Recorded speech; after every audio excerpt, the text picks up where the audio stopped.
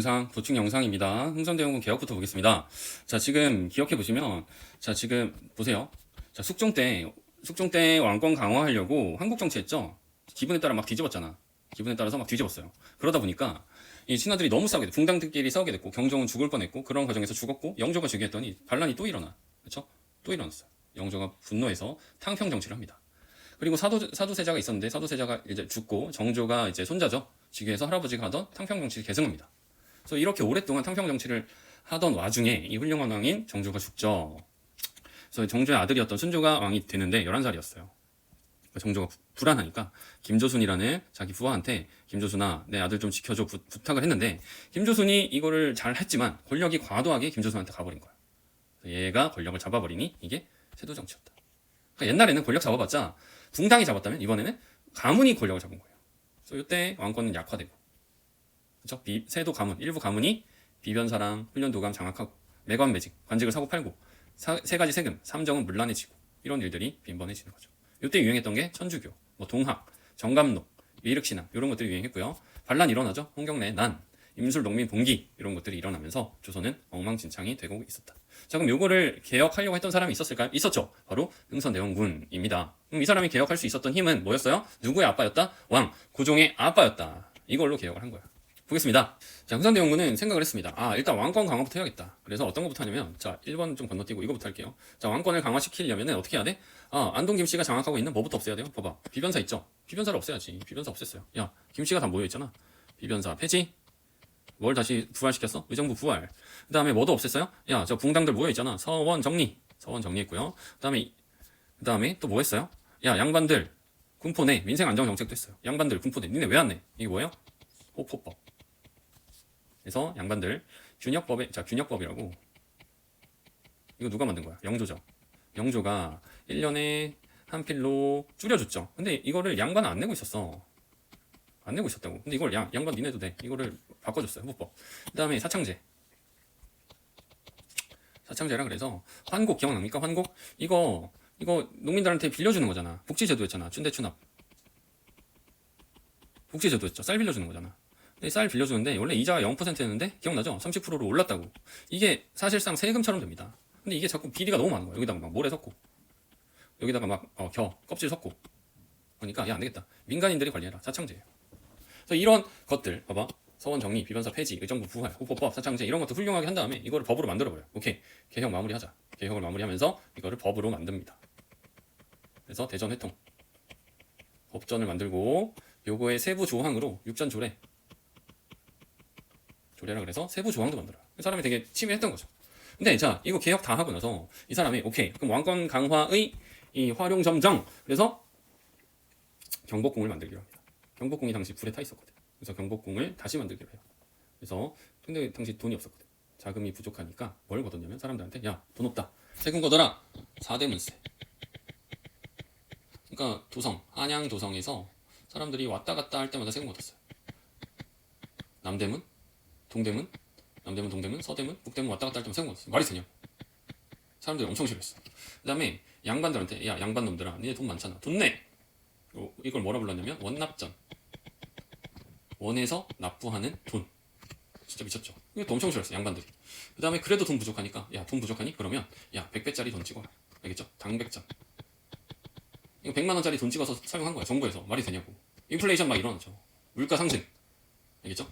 봐봐. 다시 보면은 정리하면은 여기까지 잘했어. 근데 여기서 다 말아먹은 거야. 이해되죠? 개혁을 잘했지만 완성에는 실패합니다. 경제적 어려움만 가중되고 있었다. 자, 그런데 그 와중에 대외적으로는 어떤 상황이 전개되냐면 지금 대내적이야. 국내 개혁은 이렇게 되고 있었어요. 자, 대외적으로 어떤 상황이 전개되고 있었냐면 자, 조선. 자, 우리 이 조선을 노리고 누가 오고 있었다? 서양 애들이 오고 있었다. 서양에서 오고 있었어. 왜냐면 서양 애들은 이미 산업혁명 마치고 뭐가 되어 있었어? 제국주의 국가들이 되어 있었거든. 독점 기업이 등장해서 그러려면 원료 시장이 필요하구나. 제국주의로 가야지. 이 짓 하고 있었잖아. 조선까지 왔어요. 근데 얘네들이 그냥 왔어요? 아니지. 명분이 있잖아. 그래서 명분이 뭐였냐면 야 우리 상업하자. 통상하자. 통상 아니면 수교라도 하자. 사귀자. 이게 명분이었어. 근데 대원군 다 알거든. 그래서 거부했죠. 이걸 뭐라 불러요? 쇄국정책이라고 부릅니다. 자, 볼게요. 그 당시 어떤 일이 일어났냐면, 자, 쇄국정책 하던 와중에, 자, 우리나라를 노리고 누가 들어왔냐면, 러시아가 들어왔어요, 러시아. 러시아는 배 안 타고 가도 돼. 육지로 이어져 있잖아.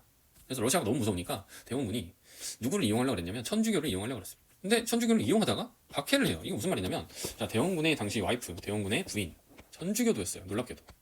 이분이 독실한 천주교도였어. 그래서 이 부인의 인맥을 이용해서 누구랑 접촉했냐면 프랑스 선교사랑 접촉합니다. 선교사한테 제안을 한 거죠. 아, 우리나라에서 천주교 허용해 줄 테니까 프랑스 니네가 누구랑 좀 싸워주라. 러시아랑 싸워줘. 이렇게 제의를 했어요. 그랬더니 프랑스가 이거 싸워줬어 안 싸워줬어? 이걸 거부한 거야. 근데 이러한 이 교섭 장면을 옆에서 다른 신하들이 다 본 거죠. 야, 대원군 너 서양 세력이랑 지금 비밀로 내통했니? 이렇게. 그랬더니 대원군이 아닌데? 나 그런 적 없는데? 천주교 너무 싫은데? 하면서 천주교를 박해. 이게 병인박해입니다. 병인년에 천주교도들을 박해했다. 그래서 우리나라에서 천주교 믿던 9천여 명이 사망했고요. 프랑스 선교사가 12명 있었는데 9명이나 죽었어요. 이게 병인박해입니다. 그래서 프랑스가 복수를 준비합니다. 자, 복수를 준비하고 있었는데, 자, 쓰세요. 프랑스 복수 준비를 하고 있었어요. 자, 그런데 이 타이밍에 갑자기 미국도 와요. 미국이 이제 배를 한 척 보내. 그래서 조선을 떠보는 거죠. 이게 뭐냐면 제너럴 셔먼호. 다시 말해서 셔먼 장군님 배를 보내는 거야. 셔먼 장군호를 보내서 우리나라를 떠보는 거죠. 어디로 보냈냐면 이제 한양으로 안 오고 평양으로 왔어요. 평양. 근데 다행히 평양의 사또, 당시 평양은 큰 도시니까 감사라고 불렀어. 평양 감사 천재 박규수가 있었어요. 박규수. 이 사람이 머리가 좋아서 제너럴 셔먼호가 왔는데 이제 미국 배가 온 거 아니야. 이제 평양의 대동강을 거슬러서 막 난리를 치고 있었대. 근데 어느 날 여기 모래톱에 탁 걸린 거야. 이걸 틈타서 화공을 쓴 거야. 이제 조선의 이 나룻배에다가 불을 붙여서 보낸 거죠. 그래서 이게 다 타버려요. 이게 제너럴 셔먼호 사건입니다. 이제 누구도 복수를 준비하는 거야? 미국도 복수 준비하는 거야. 둘 다 명분이 생겼잖아. 프랑스 복수 준비, 미국 복수 준비. 자, 이제는 누가 복수 준비가 끝났어요? 맞아요. 프랑스 복수 준비가 끝났습니다. 그래서 프랑스 애들이 쳐들어옵니다. 이게 뭐예요? 병인양요. 자, 프랑스 애들이 쳐들어왔어요. 보시면 이 프랑스 상대의 침입, 1차 침입, 2차 침입이거든. 웃긴 게 프랑스 애들이 쭉 왔어요. 왔는데 뭐 별거 없어. 뭐야, 공격 안 하네. 해서 프랑스 애들이 여기까지 쭉 왔어요. 근데 공격 안 했어. 그래서 별거 아니구만 하고 일단 길을 다 파악하고 돌아갔어요. 그 다음에 2차, 오케이, 군대 이끌고 온 거야. 가자 하고 이제 2차 때 와가지고, 자 봐봐, 2차 때 와서 가자 해가지고 여기서 대포 빠빠빵 쏴봤는데 뭐 없어요. 그래서 오케이, 군사 병력 내려 한 다음에 내리자 한 다음에 어디로 가야 돼? 여기 한양으로 와야 될 거냐. 그래서 내리자 하고 이제 한양으로 나나나나 하고 방심하고 가고 있었어. 그런데 조선도 이제 바보 멍청이가 아니잖아. 모든 병력을 이런 데다 준비시키고 있었어. 야, 한양 와라, 우리가 막는다, 이런 데다 준비시키고 있었어. 그리고 선발대 병력을 어디다 숨겨놨냐면 이 문수산성에다가 조금 숨겨놨어요. 문수산성에 이 조선 선발대, 조선이야. 조선 선발대 병력을 이끄는 장군이 한성근이었어. 그래서 방심하고 있는 프랑스군이 문수산성쯤에 왔을 때 조선군이 공격을 빠바바방 했어요. 프랑스군이 깜짝 놀랐지. 뭐야, 아무도 없는 줄 알았는데. 이게 문수산성 전투입니다. 프랑스가 놀란 거야. 대단한 전투는 아니었지만 놀랐어요. 그래서 프랑스 애들이 놀라서, 야 뭐야, 조선 준비하고 있었잖아. 안 되겠어. 우리가 한양까지 가는 건 무리야. 그래서 이 프랑스 병력이, 보세요, 여기서 깜짝 놀랐죠. 프랑스 애들이. 그래서 놀라서 프랑스 병력이 병력을 빼버립니다. 그래서 여기 강화도로 돌아와서 여기서 막 약탈하고 막 난리쳐. 아무도 없으니까. 근데 여기 방심하고 있는 프랑스 군대를 누가? 맞아요, 조선군이 또 여기서 숨어 있다가 공격을 해버리죠. 누가? 양헌수 장군이 어디 보입니까? 여기 정족산성에서 프랑스군을 크게 무찌르죠. 그래서 프랑스군이 도망칩니다. 안 되겠다, 우리가 준비가 부족했다 하면서 도망치면서 외규장각이라고, 규장각, 정조가 세운 규장각에 창고가 있었어. 이거에 의궤라는 조선 왕실의 보물을 약탈해 가죠. 자, 그 다음에 프랑스가 어쨌든 물러갔어요. 자, 그런 사이에 이제 미국은 복수를 준비하고 있었고, 근데 웃긴 건 이번에 독일 애들이 왔어. 근데 독일 정부가 온 게 아니라 상인이 왔어요. 오페르트라는 애가 왔는데, 오페르트가 뭐라고 말했냐면, 야, 이거 조선을 왜 문을 못 여니? 내가 열어볼게 라고 하면서, 조선은 성리학의 나라니까 당시 조선의 권력자 흥선대원군의 아버지가 남현군이, 대원군의 아빠의 묘지를 도굴 하면은 조선이 문을 열 거다. 왜냐면 이 아빠 시체 가지고 협상하면 된다, 이렇게 주장한 거야. 신박하죠. 그래서 이걸 도구를 시도합니다. 되겠냐고. 실패하죠. 이게 오페르트 도굴 사건이에요. 서양인들에 대한 인식이 더 나빠지죠. 자, 그 와중에 미국은 복수 준비 끝냈어요. 쳐들어옵니다. 이게 신미양요죠. 자, 그런데 미국 애들은 이때 프랑스 애들이랑 질적으로 달랐어. 프랑스는 이제 조선을 너무 얕봤고, 이제 미국 애들도 뭐 너무 얕쁘지 않았다는 건 아닌데, 미국은 정예였어. 정예병력. 왜냐면 미국의 무슨 전쟁? 남북 전쟁이 1865년에 막 끝났었거든. 그러니까 전쟁 끝난 지 얼마 안 된 거야. 정예 병력이 온 거야. 미국의 정예 병력이 쫙 왔어요. 쫙 와서 방심하지 않고 초지진 부시고 덕진진 부시고 그다음에 이제 광성보로 가는 거야. 프랑스처럼 막 방심해서 여기까지 오지도 않았어요. 전공법으로 온 거죠. 근데 조선군도 이때 바보가 아니었던 게 일부러 여기 내줬어요. 오케이, 내주자. 그리고 위치가 좋았대. 광성보가 위치가 좋아서 여기에서 일부러 싸우려고 병력을 모아놨대요. 병력을 모아놨어요. 그래서 이게 무슨 전투야? 광성보 전투야. 미군 애들이 왔지. 누가 이겼겠어요? 미군이 이깁니다. 조선이 전멸하죠. 어제현 장군 사망. 광성보에서 있는 조선군 다 사망했어요. 전멸합니다. 조선군 패배. 그런데 조선군이 패배했지만 이때 너무 처절하게 싸웠던 거죠. 유명한 얘기죠. 막 흙을 집어던지고 뭐 침을 뱉기도 하고 그렇죠? 바지가랑이를 잡기도 하고. 미군은 이 장면을 보고 철수하고 이대로는 안 되겠다. 가자. 우리 이 병력으로 안 되겠다. 왜냐면 많은 병력을 데리고 온 게 아니니까. 그래서 미군도 돌아가고 맙니다. 그러면서 이 장수 숫자거든요. 장수 숫자거든. 이 수자기. 장수의 깃발을 수자기를 약탈해 가죠. 자, 어쨌든 다시 돌아보면은 봐봐. 대원군의 병인 박해, 천주교의 박해부터 시작해서 제너럴 셔먼호, 그다음 병인 양요, 오페르트 도굴 사건, 신미양요까지 있으면서 어쨌든 서양 애들이 왔는데 물러가고 이런 사건이 반복됐어요. 근데 뭐 작정하고 온 건 아니었지. 근데 이거를 대원군이 착각을 해버립니다. 그래서 착각하고 적화비를 건립하죠. 그러니까 화해를 배척하는 비석이야. 무슨 뜻이냐면 싸우지 않으면, 전쟁을 하지 않으면 곧 화해하는 것이요. 화해를 주장하면 나라를 파는 것이다 라고 하는 이 글이 써져 있는 비석을 전국 각지에 건립하죠. 대원군이 착각에 빠진 거야. 알겠죠? 이게 당시 조선. 이거 순서 어떻게 외우냐면 제병오신척 이렇게 외우면 됩니다. 편해요. 그러니까 처음에 병인박해, 천주교를 박해한 거야. 병인박해. 그 다음에 이거야. 아, 쟤는 병오신척 꾀병을 부리고 있네. 아, 쟤 병오신척. 제너럴 셔먼, 병인양요, 오페르트, 신미양요, 적화비, 제병오신척 이렇게 외우면 도움이 될 겁니다. 자, 그 다음에 이건 조선의 천주교 박해인데 알아두세요. 보세요. 1791년이면 정조 때거든. 정조 시대고 이때 천주교를 처음 박해해요. 진산 사건이라는 게 진산이라는 곳에서 윤지충이라는 사람이 있었어. 이 사람이 뭐라고 주장하냐면 나는 이제 천주교를 믿으니까 제사를 거부하겠습니다. 제사를 거부해요. 이게 신의 박해야. 첫 번째 박해. 그 다음에 1801년은 이제 순조 때거든. 순조 1년. 순조 때인데 황상영이라는 사람이 자꾸 조선 정부가 천주교를 박해하니까 백서 하얀색 편지를 써요. 어디다 쓰냐면 프랑스에다 써. 그래서 프랑스에다가 뭐라 주장하냐면 조선을 침략해주세요. 이런 정신 나간 편지를 씁니다. 그래서 이걸로 천주교를 박해하죠. 그 다음에 기해 박해, 병호 박해가 있는데 병호 박해가 유명해요. 이 병호 박해는 조선 최초의 신부님 김대건 신부가 이때 순교하죠. 그 다음이 이제 병인 박해인 거야. 아시겠죠? 주로 시험에 나오는 거는 병인 박해 주로 나오고 요거 두 개 나옵니다. 알겠죠? 황사양 백서 사건, 진산 사건 이 정도가 나온다. 자, 그 다음에 삼정의 문란. 아까 개념 잠깐 얘기했는데 삼정 세 가지 세금이란 뜻이에요.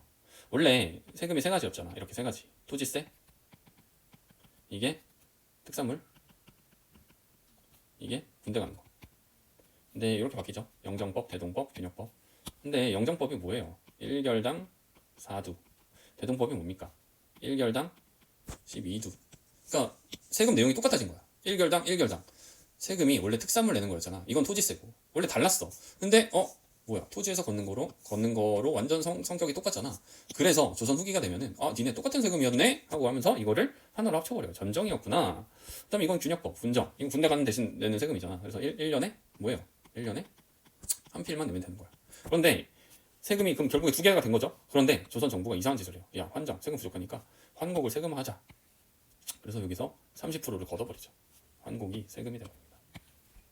근데 여기에서 봐봐, 세금 3개인 거 그렇다 쳐. 그런데 여기서 장난질 치잖아. 여기에 섞고, 그렇죠?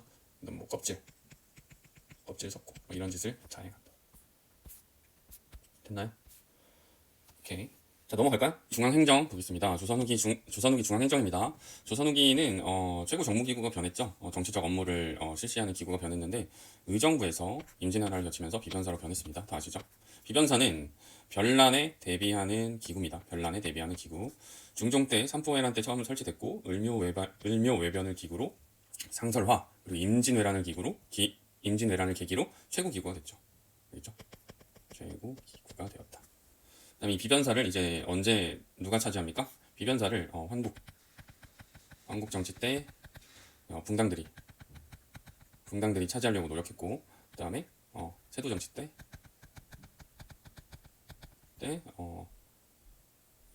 일부 가문이 장악했죠. 자, 봐봐. 붕당이라는 건 지금의 정당이에요. 정당. 신하들이 모여있는 조직이야. 그러니까 여러 신하들이 모여서 비변사를 장악했다면, 세도 정치 때는 가문이야, 가문. 패밀리가 장악한 거야. 그러니까 여러 신하들이 장악한 거랑 일부 패밀리가 장악한 거랑 완전 상황이 더 악화된 거죠. 이해됩니까? 한국 세도 정치 얼마나 조선이 망가졌는지. 자, 그다음에 중앙군은 5위 체제였습니다. 5가지 부대가 있었죠. 근데 임진왜란을 계기로 이게 대처가 안 되는 거죠. 그래서 5군형 5개 부대를 다시 만들죠. 그래서 훈련 도감, 이게 임진왜란 때 만든 게 이거죠. 훈련 도감. 누구의 건의? 맞아요. 룡의 건의. 삼수병 체제. 그 다음에 얘네들은 직업군인이었죠. 어영청, 총영청, 수어청. 요 3개는 인조 때, 금유형은 숙종 때 이렇게 만들어졌다고 합니다. 자, 그다음 지방군. 자, 지방군은 이제 지방을 지키는 사람들이죠. 영진군 체제에서 임진왜란을 계기로 소고군으로 바뀌었다고 합니다. 소고군의 특징은 양관, 노비까지 편제돼 있고 평시에는 생업에 종사하다가 전시 때 동원되는 체제였다. 예비군 시스템. 사실상 평상시에는 군대가 아니에요. 전쟁 때만 동원되는 거야. 그래서 이 사람들은 평상시엔 집에 사는 거예요. 이해됩니까? 얘네들은 평상시에 없어. 그래서 그러니까 조선 후기의 군사제도는 얘네들이 답니다. 사실상 얘네들이 다요. 알겠죠? 자, 그 다음에 조선 후기 사회 보겠습니다. 신문제 사회. 양반이 증가했어요. 조선의 귀족이라고 할 수 있는 양반이 증가했어요. 왜냐면 양반이 다 되고 싶었을 거 아니야. 양반이 증가했습니다. 원인은 여러 가지가 있는데 경제력이 상승합니다. 누가 경제력이 상승했을까? 농민들이 어떻게 상승했어? 맞아요. 이 사람들이 부자가 됐거든. 부자가 됐는데 왜 부자가 됐냐면 첫 번째 모내기법. 모내기의 일반화. 농사 지을 때 이제 물을 채워다 놓고 여기다 농사 짓는 거야. 농사가 잘 되거든. 그래서 모내기 하면은 농사 잘 된다. 그리고 여기다가 모내기를 하다 보면은 장점이 뭐죠? 1년에 농사 2번. 이모작. 1년에 농사 2번 지을 수 있어요. 왜냐면 모내기를 하는 게 5월 달쯤에 심어가지고 언제 추수해요? 10월 달쯤에 추수하는 거야. 그럼 여기 1, 2, 3, 4 요때가 땅이 비잖아. 그래서 요때 보리 농사를 지어요. 보리 농사 빨리 하고 그 다음에 요때는 벼농사하고. 아니면은 난 보리 싫다. 그러면 여기 뭐 마늘 농사 짓기도 하고 이러는 거야. 농사가 2번 가는 거야. 알겠죠? 농민들이 부자가 되기 시작합니다. 그리고 모내기의 장점이 또 뭐냐면 일손도 줄어요. 일손 절감. 왜냐면 모내기라는 게 모판에다가 이렇게 벼를 심어가지고 옮겨 심는 거잖아. 이거를 이제 물이 찰랑찰랑 차 있는 이제 논에 가져가서 옮겨 심는 거죠. 줄 맞춰서 따다다다다 옮겨 심는 거죠. 잡초가 자랄 틈이 없어요. 일손이 줄어듭니다. 노동 투입을 덜 해도 되는 거야. 사람들이 이제 노동력이 남아도니까 농사를 많이 지어요. 광작이라 불러. 광작. 되게 넓게 농사를 짓기 시작합니다. 광작. 그래서 보세요. 농민들이 부자가 돼요. 그럼 뭐 하고 싶어? 귀족이 되고 싶은 거야. 그래서 양반이 증가하는데 보세요. 자, 어떤 걸 했냐면 공명첩이라고 해서 상민이 일반민이란 뜻이죠. 일반민. 평상시에 백성이다 이런 뜻이야. 그래서 농민 혹은 뭐 상인 이런 애들이 공명첩을 사는 거야. 족보도 사고. 여러분들 노비들도 얘네들이 무조건 신분 상승이 안 되는 게 아니에요. 얘네들도 돈 많이 벌 수 있었어. 노력해도. 그래서 얘네들이 공명첩 이런 거 사는 거야. 족보 매입해서 양반이 되는 겁니다. 가짜 양반이 되는 거야. 그러다 보니까 시골에 가면은 영덕 이런 데 가면 시골이죠. 시골에 가면은 봐봐. 오래된 가문은 남인. 얘네들은 오래된 기존 양반이야. 오래된 양반들이 있었는데 새로운 양반들이 생겨난 거야. 뭐 서리와 풍관의 자손. 자칭 서인. 나는 서인이야 하면서 그냥 자기들이 서인도 아니면서 이렇게 주장하는 거예요. 나 원래 서인이었어. 그래서 옛날 양반들이랑 싸우는 거죠. 이걸 뭐라 부르냐면 향전이라고 불러요. 향전. 시골에서 싸운다 이거야. 양반들끼리 싸워. 그래서 이거를 이기기 위해서 이제 옛날 양반들 있죠. 보입니까 여기? 구향, 기존 양반들. 영광의 오래된 가문. 남인이라 불리던 이 구향들이 어떤 짓을 하냐면 야 니네 새로운 양반들 예법 아니? 인사해봐. 제사 지내봐. 예법을 강조하고 그 다음에 야 우리 옛날 양반들 뭉치자. 가족제도. 가족을 되게 중요시해요. 야 우리 가족 뭉치자. 동족마을. 야 우리 성씨 모여. 안동김씨 모여. 그 다음에 요 과정에서 봐봐. 예법을 강조하고 이런 과정에서 예법을 강조하다 보니까 여성 지위가 하락해요. 야, 어디서 여성이 이렇게 되는 거야. 알겠죠? 이게 조선 후기의 상황이었다. 그리고 요 상황에서 봐봐. 농민들이랑 상인들이 부자가 되잖아. 요 상황에서 또 글만 읽던 혹은 사화가 아니라 이 환국으로 피해를 입었던 사람들은 몰락하는 사람도 있었습니다. 이 사람들을 잔반이라고 부르기도 했죠. 아시겠죠? 이게 조선 후기예요. 자, 그다음에 조선 후기 경제입니다. 조선 후기 농업의 발달인데 뭐가 일반화됐어요? 모내기의 일반화. 그래서 사람들이 광작을 일반적으로 지었다. 그리고 이 시간이 남는 동안 혹은 나 모내기 싫어. 그래서 인삼, 담배 이런 돈 될 만한 거 상품 작물이라고 부르거든. 상품 작물을 재배하기 시작했고 농민들이 계층 분화합니다. 부자가 되거나 아니면은 거지가 돼서 노동자가 되거나 이런 일이 일어난다. 분홍들은 뭐가 됐어요? 양반이 되기도 하고. 양반이 되려면 뭐가 필요했다? 공명첩, 공명첩이죠. 공명첩이 뭐냐면 이름이 비어 있는 첩이야. 그래서 이름이 이렇게 이름이 비어 있어요. 너를 반장으로 임명한다. 자기 이름 쓰면 되는 거야. 반장이 아니라 이제 보통 가선대부라는 이제 이름뿐인 관직을 줬어요. 공명첩입니다. 됐죠? 자, 그 다음에 조선 후기 광업. 이때도 광업이 발달합니다. 광업이 뭐예요? 땅 파서 뭐 캐내는 거죠. 그래서 뭘 캐냈냐면 주로 은을 채굴 했어. 왜 은을 채굴했냐면 은이 당시 중국이나 일본에서 거래 화폐로 쓰였거든. 은을 내면은 이것저것 살 수 있었어. 기억나요? 아편 전쟁 때 은을 화폐로 사용했던 거. 은을 내면 이것저것 살 수 있는 거야. 그래서 몰래 은 채굴했어요. 야, 땅 파봐. 은 나오냐? 이런 짓을 했어요. 근데 이제 당연히 정부에서 싫어하지. 세금도 안 내고 그런 짓 하니까. 그래서 정부에서 덕대라는 사람들을 고용해서 야, 이런 짓 하지 마. 덕대들만 해. 이 덕대들을 고용해서 은을 캐라는 명령을 내리고 관리하고 이런 짓을 했다. 자, 그 다음에 상업의 발달. 자, 조선 후기에는 이렇게 경제력이 발달하다 보니까 봐봐, 부자들이 생겨나죠. 부자들이 생겨서 막 자기 양반이라고 그러고 은이 막 채굴되고. 그럼 이 경제력, 이러한 경제력, 부자들이 된 사람들의 돈, 은을 캐서 부자들이 된 사람들의 돈, 얘네들이 어디로 가겠어? 상업 거래 활동으로 가겠죠. 그래서 이 거래 활동이 활발해지면서 사상이라고 불리는 기업이에요. 기업이 성장합니다. 기업.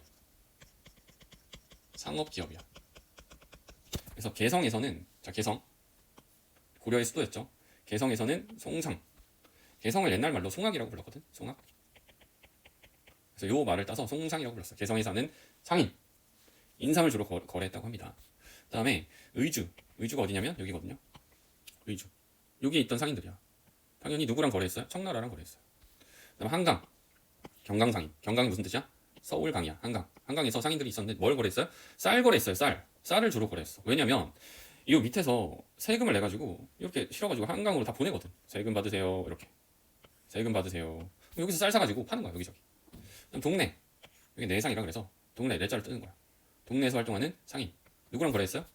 여기 동네에서 일본이랑 거래.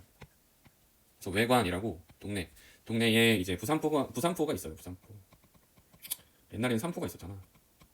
삼포가 있었는데 이제 임진왜란 이후에 다 없애버려. 삼포 폐쇄해버려요.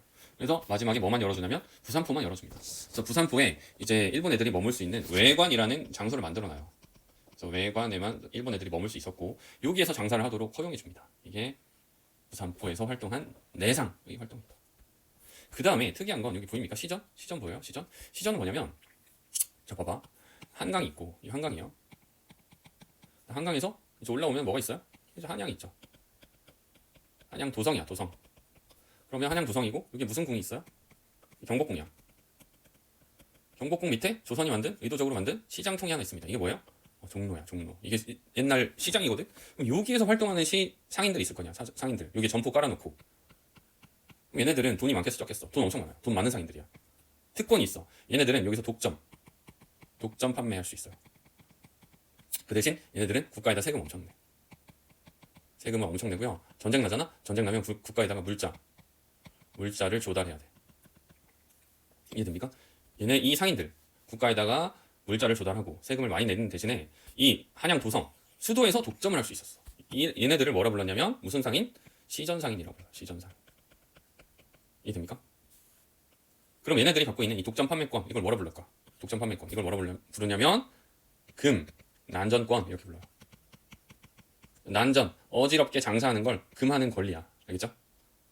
어지럽게 장사하는 걸 금지하는 권한, 금난전권. 이해됩니까? 시전상인. 근데 결국에 이 한양에 와서 장사하고 싶을 거 아니야. 뭐 장사꾼이 와가지고 여기서 장사하고 싶어요. 근데 얘네들이 와서 몽둥이를 때리는 거야. 하지 마. 이렇게. 이 자유시장 경제가 아니라. 그래서 이 금난전권은 나중에 폐지가 되죠. 누가 폐지해? 정조가 폐지합니다. 아시겠죠? 자, 어쨌든 여기 나오네요. 자, 이런 상황이었어요.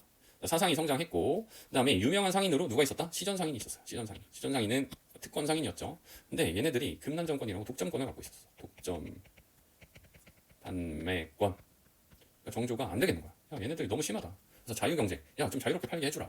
그래서 이걸 뭐라 부르냐면 신해년에 통공. 공식적으로 통하게 해줬다. 야, 자유롭게 팔아라. 신해 통공. 정조가 풀어줬어요. 알겠죠? 시전 상인이 갖고 있던 금난전권을 폐지했다. 자, 그 다음에 선대제라 그래서 선대제가 뭐냐면 먼저 대금을 주는 시스템이야. 예를 들어서 여러분들이 호미가 사고 싶어요. 호미가 사고 싶은데 호미를 사려면 어디로 가야 돼? 대장간. 대장간에 가서 이제 전시되어 있는 물건 중에서 여기 호미 있나요? 해가지고 호미를 사는 거예요. 얼마예요? 뭐 예를 들어 10,000원. 아, 10,000원입니다. 그럼 10,000원 주고 사는 거 아니야? 이게 보통 시스템이에요. 그런데 이게 아니라 매장에 가서 돈 주고 사는 시스템이 아니라 이제는 어떻게 되는 거야? 아, 이런 거 싫습니다. 저는 일반 소비자가 아니라 뭡니다? 상인입니다. 저는 이게 아니라 대장간님, 제가 얼마 드릴게요? 1,000만 원 먼저 드릴게요. 1,000만 원 드릴 테니까 호미 몇 개 만들어 주세요?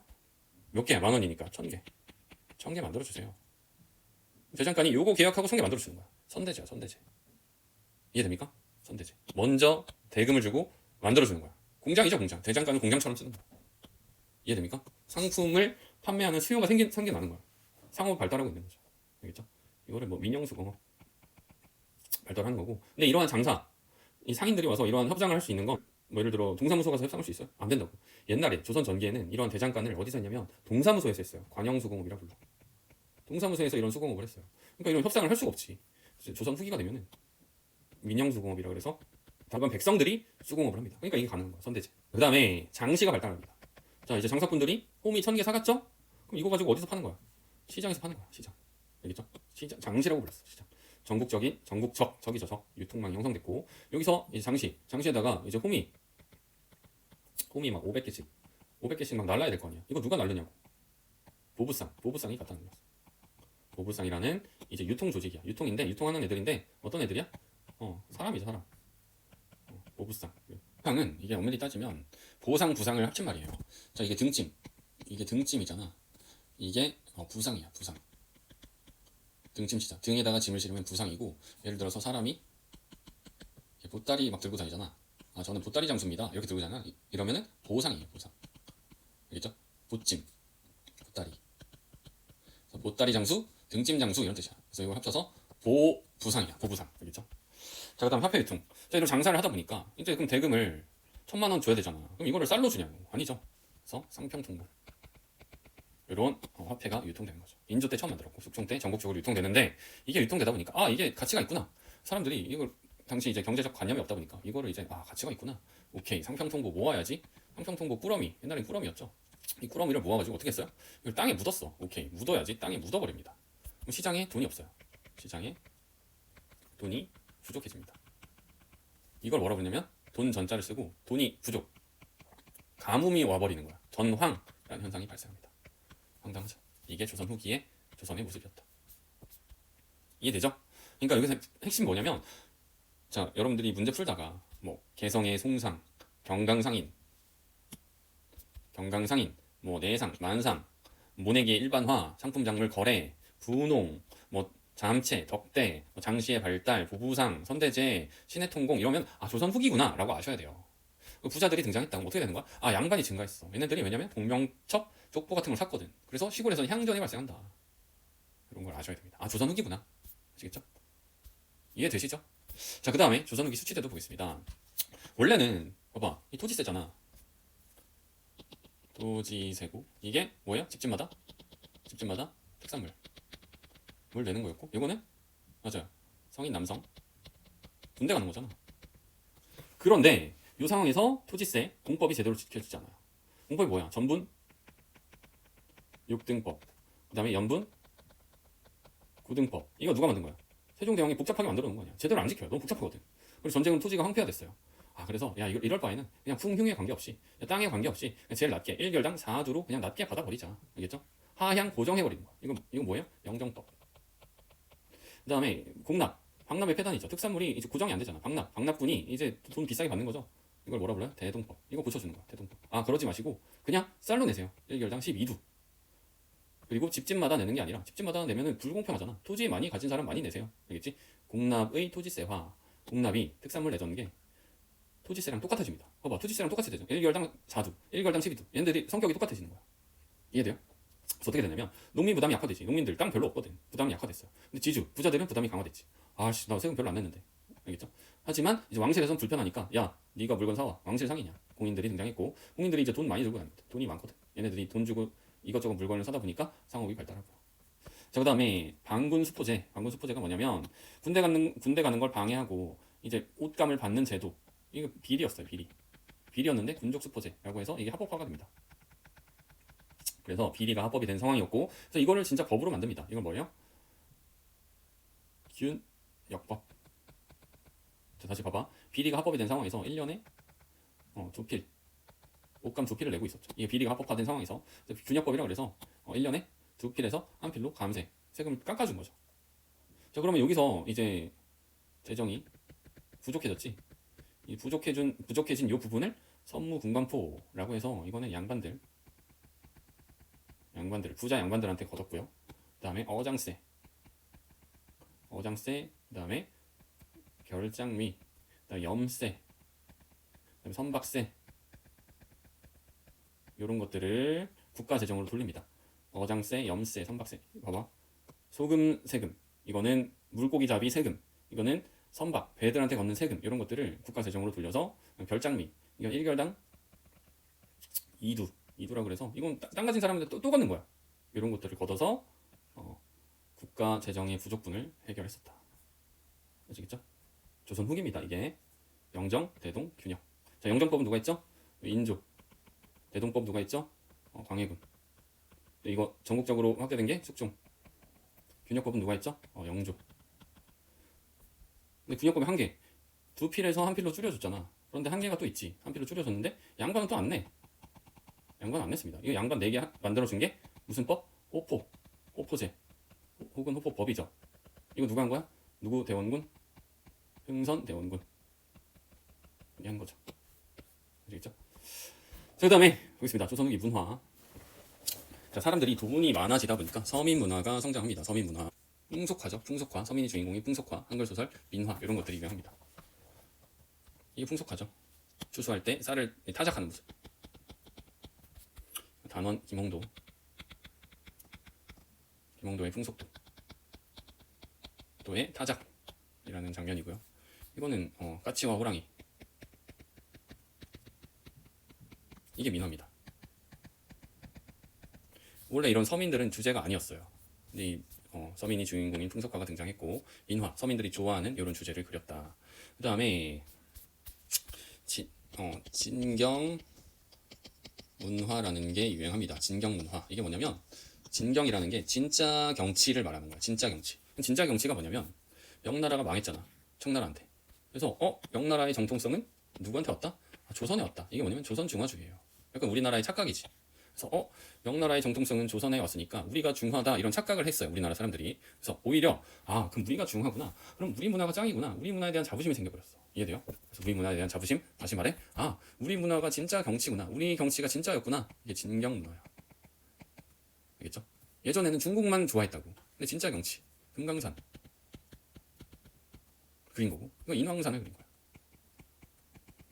정선, 인왕산을 그린 거고, 정선이 그린 거고, 제목은 인왕 제색도.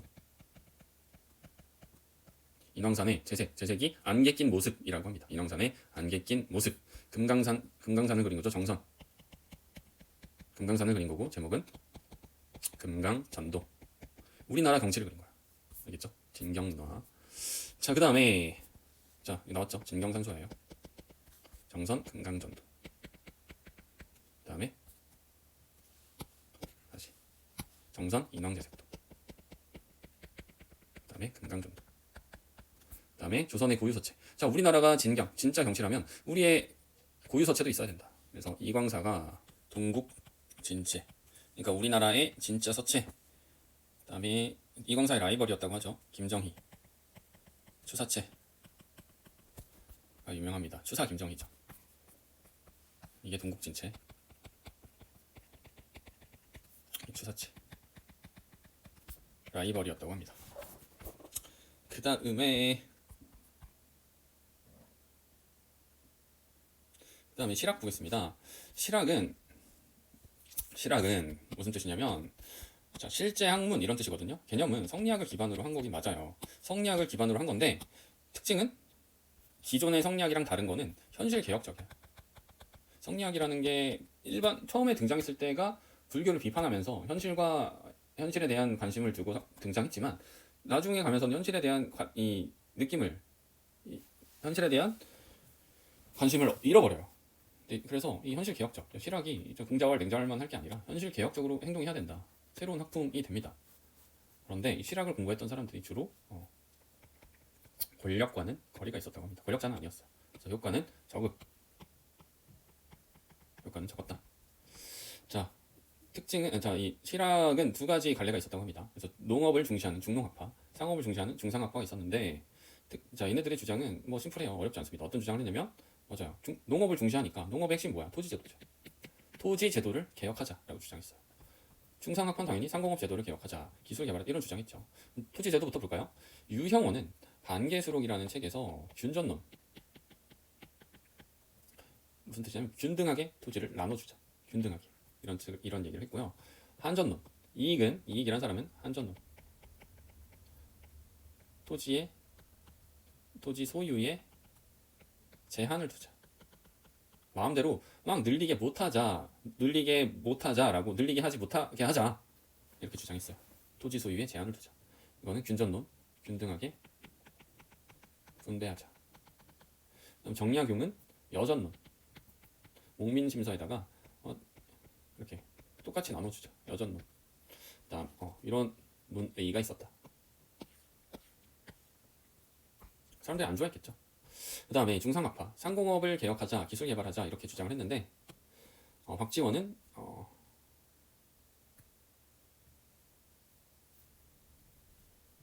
수레를 사용하자. 우리 수레를 사용하지 않아서 상공업을 발전 안 했다. 열할일기, 양관전, 호질, 어생전 뭐 이런 것들이 유명하고요. 박재관은 북학의에서 소비를 강조했어요. 유수원은 우서라는 책을 썼고요. 홍대욱은 지전설, 지구가 돈다 이런 주장을 했어요. 이산 논다 이런 책을 썼고요. 그 다음에 이런 중상학파는 새로운 얘기들이 많았죠. 중상학파는 개화사상에 영향을 주기도 했다. 그 다음에 이 조선 후기가 되면은 곤영왕국전도, 시헌역, 자명종 이런 것들이 들어오기도 했다. 이거는 세계지도죠. 그 다음에 이 실학자들이 이런 주장만 했던 게 아니라 우리나라에 대해서 연구도 합니다. 조선의 역사지리, 언어, 문화 이런 것들도 연구하는데, 안정복은 동사강목이라는 책에서 성리학 관점에서 고조선, 고려까지 역사를 정리했고, 유득공은 발해고라는 역사책을 써서 최초로 발해를 우리 역사로 인식했고요. 이중환이라는 사람은 택리지라는 책에서 지방의 자연환경과 인물, 풍속을 소개했고, 김종호 유명하죠. 대동여지도, 기존 지도를 보완해서 모아가지고 새롭게 완벽한 지도를 만들어냈고, 이런 작품, 언어에서는 이런 작품들이 있다.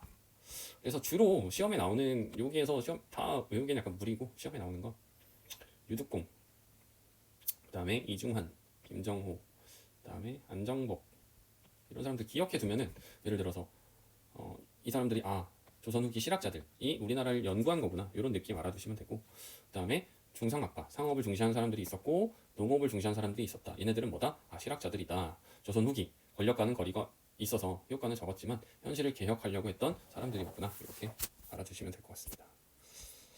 됐고 곤영왕국 정도는 1602년 마테오 리치, 이거 청나라 선교사예요. 예수회 선교사인데, 청나라에서 활동했던 예수회 선교사인데 제작한 거를 숙종시대에 베껴서 온 거야. 모사해 온 거야. 곤영왕국. 그 다음에 도자기의 흐름? 이런 거는 요새 잘 안 나오더라고요. 조선 후기 이것만 좀 체크해봐. 조선 후기 청화백자 이런 것들이 나오면 조선 후기구나. 이건 고려시대인 거 아시죠? 청자 고려시대. 이 정도만 체크하면 될 것 같고, 그 다음에 마을마다 공동 농장을 만들자. 이 여전론이야. 정약용. 볼까요?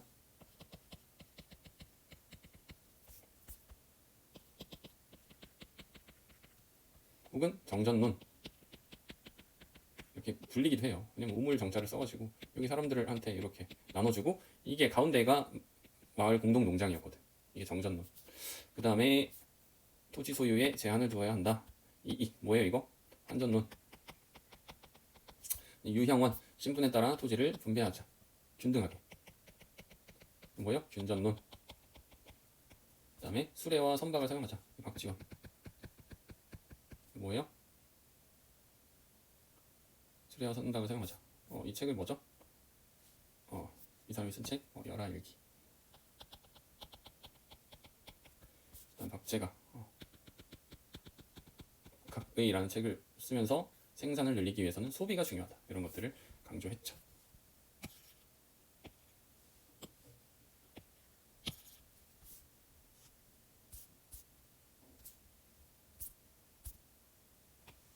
오케이, 일단 여기까지